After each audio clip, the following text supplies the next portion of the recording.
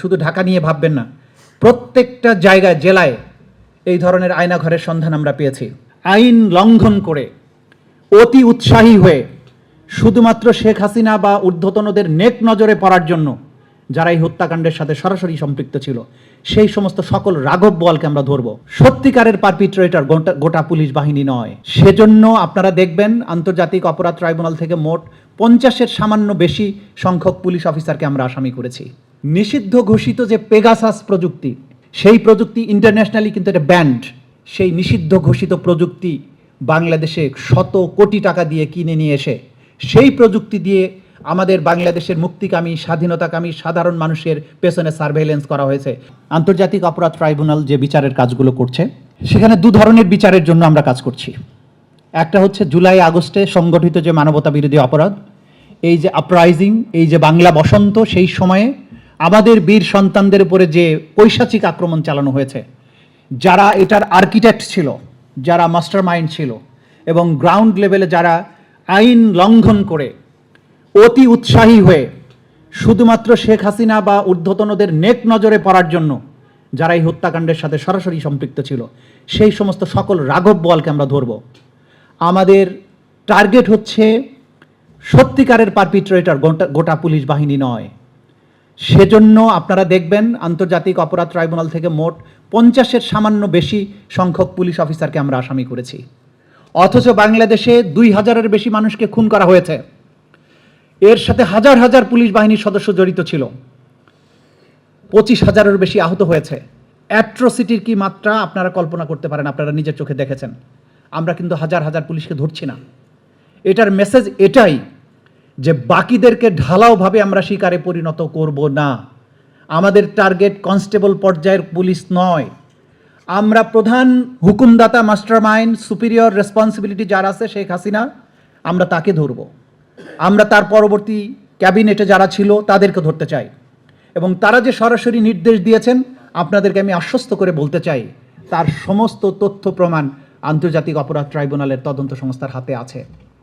তারা মানুষকে সার্ভেইলেন্সে রাখার জন্য, গুম করার জন্য, তাদের সমস্ত কর্মকাণ্ডকে পেছন থেকে মনিটর করে তাদের উপরে কিভাবে নিপীড়ন চালানো যায় সেজন্য নানা ধরনের মেকানিজম তারা বাংলাদেশে তৈরি করে রেখেছিল। নিষিদ্ধ ঘোষিত যে পেগাসাস প্রযুক্তি, সেই প্রযুক্তি ইন্টারন্যাশনালি কিন্তু এটা ব্যান্ড। সেই নিষিদ্ধ ঘোষিত প্রযুক্তি বাংলাদেশে শত কোটি টাকা দিয়ে কিনে নিয়ে এসে সেই প্রযুক্তি দিয়ে আমাদের বাংলাদেশের মুক্তিকামী, স্বাধীনতাকামী সাধারণ মানুষের পেছনে সার্ভেইলেন্স করা হয়েছে। বিরোধী দলের নেতাদের উপরে সার্ভেইলেন্স করা হয়েছে। যারা ওপিনিয়ন মেক করেন সমাজের, সমাজকর্মী, মানবাধিকার কর্মী, তাদের পেছনে সার্ভেইলেন্স করা হয়েছে। তাদেরকে ধরার কাজে এটা ব্যবহার করা হয়েছে। তাদেরকে ধরে অনেককে মারা হয়েছে, ক্রস ফায়ার দেওয়া হয়েছে, আয়নাঘরে বন্দি করা হয়েছে। আয়নাঘরের ব্যাপারে আপনাদের কিছু তথ্য শেয়ার করতে চাই। টিএফআই সেল নামে যে আয়নাঘরটি আছে ঢাকায়, বাংলাদেশে আপনাদের শুধু ঢাকা নিয়ে ভাববেন না, প্রত্যেকটা জায়গায় জেলায় এই ধরনের আয়নাঘরের সন্ধান আমরা পেয়েছি। সেই টিএফআই সেলে একজন ব্যক্তির কথা বলবো, তিনি একজন সুপ্রিম কোর্টের আইনজীবী, একজন ব্যারিস্টার। তাকে 8.5 বছর বন্দি করে রাখা হয়েছিল একটা রুমে। দিন রাত 24 ঘন্টা তাকে চোখ বন্ধ করে বেঁধে রাখা হতো। দিনের বেলায় সামনে হাত করা পরিয়ে রাখা হতো, রাতের বেলা ঘুমের সময় তাকে পেছনে হাত করা পরিয়ে রাখা হতো। এইভাবে আলো বাতাসহীন একটা রুমে, যে রুমের কোনো ভেন্টিলেশন নাই, কোনো ফ্যান নাই, কোনো লাইট ছিল না।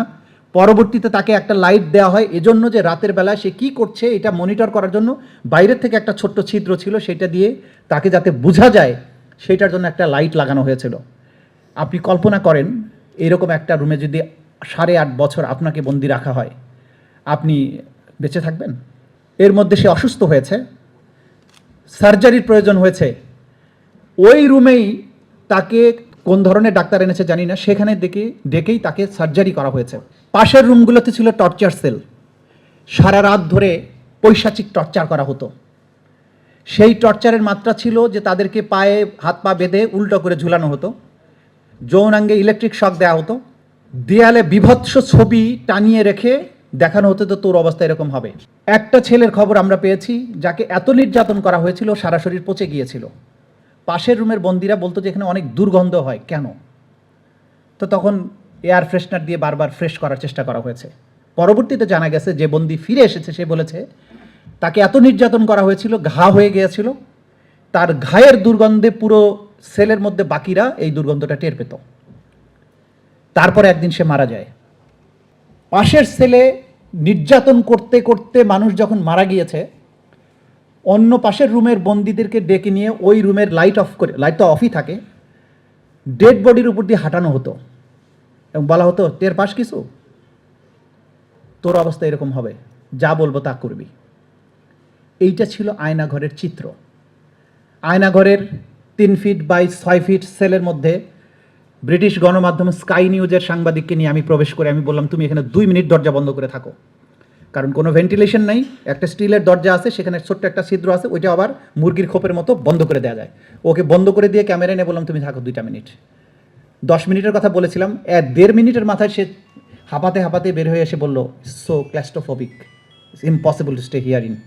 এগুলো গোটা দুনিয়ার কাছে মানুষ বন্দিত্ব থেকে ফিরে এসে অনেকে বলেছে, মানুষ বিশ্বাস করতে চায়নি। আমরা যখন এগুলো উদ্ঘাটন করতে শুরু করলাম, প্রধান উপদেষ্টা দেখতে গেলেন, গোটা দুনিয়ার গণমাধ্যমে এগুলো আসতে শুরু করলো, জাতি বুঝতে পারলো যে আসলে কি আচরণ করা হয়েছে। 15 বছরে শাসনের নামে বাংলাদেশে কি পৈশাচিকতার স্বর্গরাজ্যে পরিণত করা হয়েছিল।